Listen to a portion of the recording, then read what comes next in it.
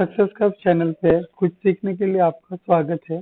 और आज हम लोग बैक ईयर में जो सवाल पूछे गए हैं बोर्ड के द्वारा वो है 2013। और इस पे आज हम लोग आप लोगों के सामने हैं। चलिए हम लोग स्टार्ट करते हैं क्वेश्चन से। तो पहला क्वेश्चन है, गिरमिटिया मजदूर बिहार के किस क्षेत्र से भेजे जाते थे?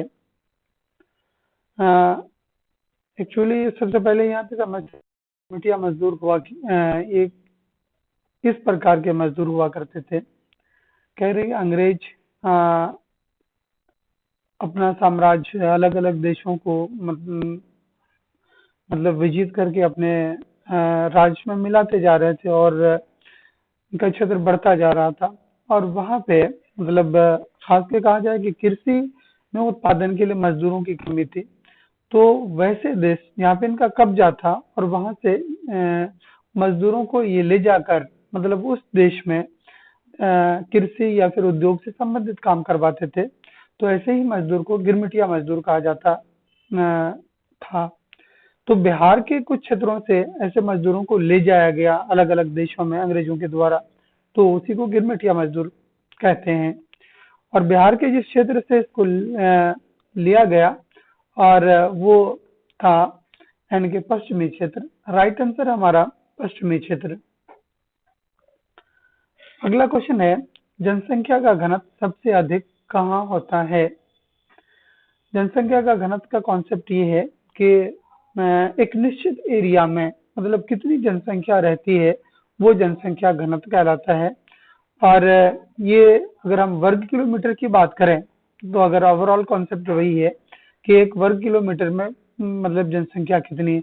लेकिन यहाँ पे क्वेश्चन हमारा है कि जनसंख्या का घनत्व सबसे अधिक कहाँ है। और स्वाभाविक बात है कि जहाँ पे जनसंख्या अधिक होगी, जो रोजगार जहाँ पे लोगों को रोजगार मिले, तो इन तमाम ऑप्शन में सबसे राइट आंसर हमारा होगा महानगर। और हम जान रहे हैं कि भारत में 4 महानगर है, मुंबई, चेन्नई, दिल्ली और कोलकाता। तो राइट आंसर महानगर। अगला क्वेश्चन है, खाली स्थानों को भरें। सन में मजदूर संघ अधिनियम पारित हुआ। मजदूर संघ अधिनियम ये 1926 में पारित हुआ। और दूसरा क्वेश्चन है, हंगरी की राजधानी कहाँ है? हंगरी यूरोपीय महादेश का एक देश है जिसकी राजधानी बुडापेस्ट है।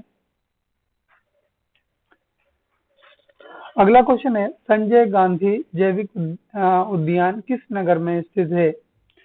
और राइट ऑप्शन हमारा यहाँ पे पटना, यानी कि इसको पटना का चिड़ियाघर या उसका सही नाम अगर कहा जाए तो संजय गांधी जैविक उद्यान है। अगला क्वेश्चन है, काली मृदा का दूसरा नाम क्या है? ये बहुत बार पूछा भी गया है, या कह लिए दूसरा नाम स्थानीय नाम। और राइट आंसर हमारा दूसरा यानी कि रेगुर मिट्टी या रेगुर मृदा। अगले क्वेश्चन पे आते हैं, खाली स्थान को भरने के लिए है।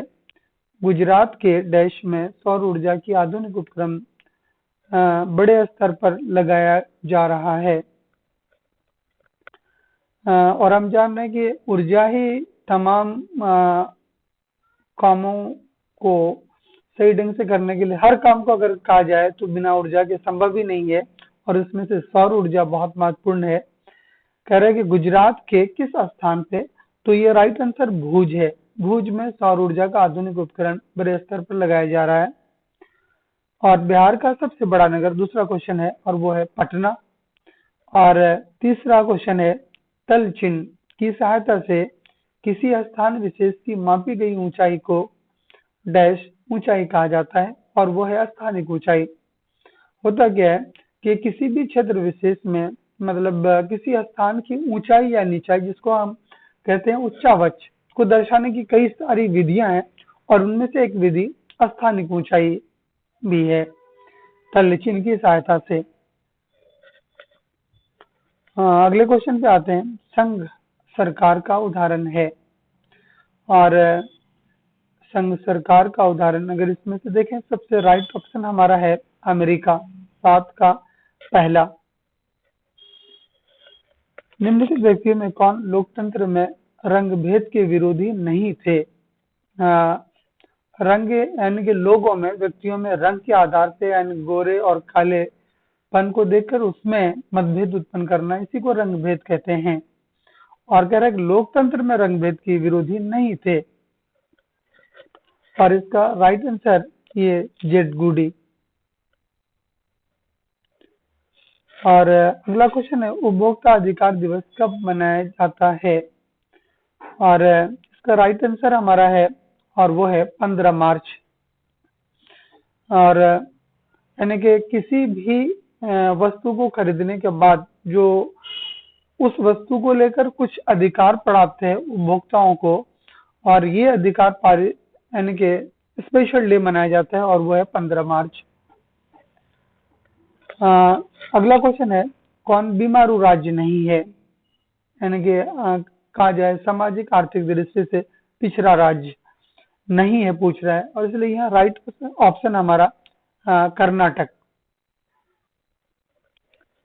कृषि सुखाड़ होता है जल के अभाव में, मिट्टी की नमी के अभाव में, और इन तमाम ऑप्शन में राइट आंसर हमारा है जल के अभाव में, क्योंकि कृषि के लिए जल अत्यंत आवश्यक है, चाहे वो प्राकृतिक रूप से प्राप्त हो या फिर लोग अपने सिंचाई के दूसरे साधन का उपयोग करें। तो सुखाड़ यहाँ पे सीधा इसका राइट आंसर हमारा जल के अभाव से। अगला क्वेश्चन है, निम्न में से कौन प्राकृतिक आपदा नहीं है? प्राकृतिक आपदा यानी कि ऐसी घटना जो अचानक हो जिससे जान और माल की क्षति पहुंचे, उसको आपदा कहते हैं। और प्राकृतिक आपदा जो प्रकृति के द्वारा प्रदत्त हो यानी कि प्रकट हो, और यहाँ कह रहा है कि प्राकृतिक आपदा नहीं है यानी मानव के द्वारा, तो उसमें से अगर हम देखें राइट ऑप्शन हमारा आतंकवाद। राइट आंसर हमारा है दूसरा वाला ऑप्शन।